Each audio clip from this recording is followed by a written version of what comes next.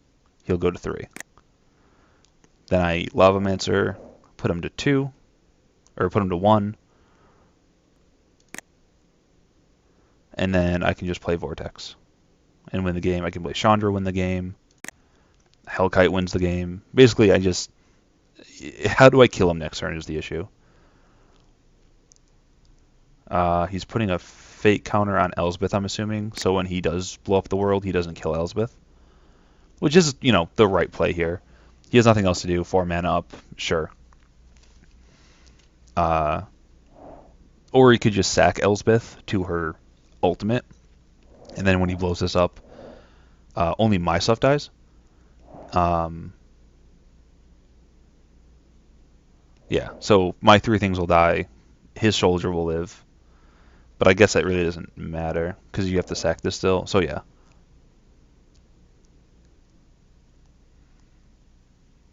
So yeah, he's just dead here, unless that one card he top decked.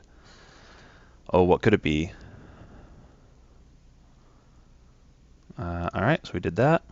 So now I'm going to exile cards to do 2 to him, put him to 1.